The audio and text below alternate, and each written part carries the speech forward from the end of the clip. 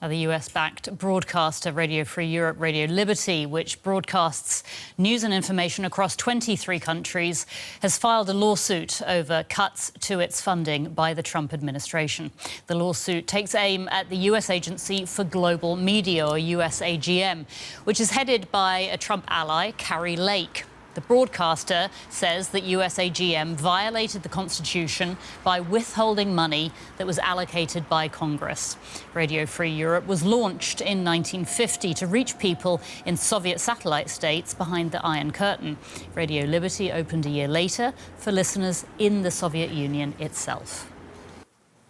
And I'm joined now by the president of Radio Free Europe, Radio Liberty, Steve Capus. Steve, welcome to DW. Thank you for your time. Can I ask you how devastating these Trump administration layoffs have been for you and for your staff? Well, they seem pointless to us. We don't understand why anybody would take this sort of drastic action at this important time in history. Look at all around the world, there are strategic hotspots in which these U.S. international broadcasters, including Radio Free Europe and Radio Liberty, are operating. And we exist because a free press is either gone or threatened in all of the different areas where we operate. And, all you have to do is look at the headlines every single day. Now, war is continuing to rage in Ukraine. Russia is continuing with all of its malign influence all across Europe. And, simply put, we ought to be able to keep operating. Our audiences demand it. And it's been 75 years in the making. We've built a relevancy, and to simply erase it overnight, it seems to be incredibly short-sighted at best. Right. I mean, as you say, Radio Free Europe, Radio Liberty have been working for decades to provide people with uncensored news. I mean, what does this mean for your listeners? Well, we have been in defiance of the order of the U.S. Agency for Global Media that issued an order to terminate our grant agreement. We believe they did that unlawfully. And so we've decided to stay open and keep continuing to operate. It's going to be difficult because they're trying to squeeze our funding at the same time. So right now what I've said to our people who are so dedicated to this mission is continue to do the work, continue to meet the needs of these audiences, continue to report every single day as if it's normal operations. Of course, behind the scenes, it's anything but that. But we believe that we take our responsibility of the audience seriously. We do not want to just unilaterally pull back from these incredibly important parts of the world. Mm-hmm. And you have filed a lawsuit, haven't you, against the US Agency for Global Media and senior Trump officials for withholding your funding. How do you rate your chances of success with that? Well, we think we've got a very strong case. We think it's as basic as it gets as it relates to U.S. law. The statute says that we shall exist and that the United States Agency for Global Media is simply in a position to pass through the funding that comes from Congress. I'm standing here at the Congressional Office Building here in Washington after having just had some meetings here with congressional staffers as we continue to make our case. But we believe that we've got a very strong case. It is an unlawful act to withhold the funds that have been appropriated by Congress. And that's exactly what's happened here. It's time to release the funds. It's time to respect this work that's being done. And it's of vital nature, both for the United States and for members of our audience. Mm-hmm. In February last year, Moscow designated you an undesirable organization. Do you think that played any role at all in President Trump's decision? I don't know if it played any role in his decision. I wouldn't have any way of knowing. But I will say Russia has gone to great lengths in order to silence us. They block feeds, they block websites, they imprison our journalists.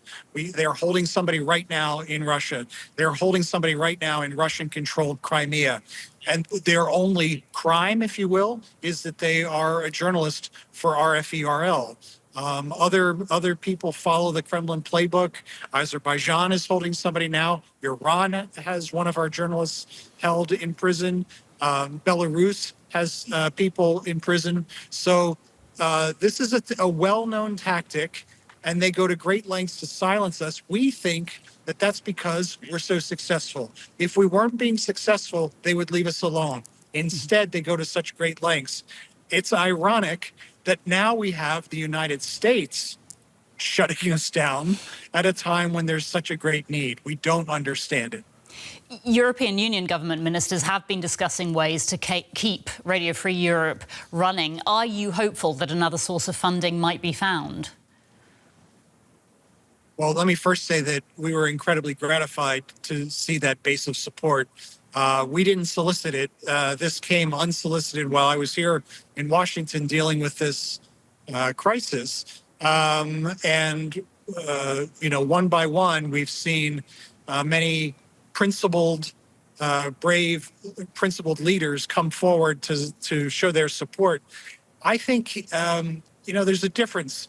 In Europe, people know the value of Radio Free Europe. They understand Radio Liberty as a place through history. People remember, huddling around the radio with their grandparents or their parents.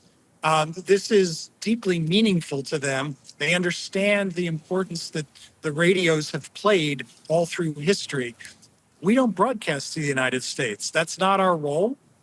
In the U.S., it would be illegal to have a state broadcaster, but instead, we're sitting here now with European nations coming forward and saying we need to save this vital institution, and we're not anywhere close to having something in motion. But right now, we're gratified by the support, and let's see where all this goes. Steve, could I ask you briefly, if I may, what is your message to the listeners of Radio Free Europe and Radio Liberty? Thank you for being with us, going back 75 years. Your grandparents were with us, your parents are with us. These days,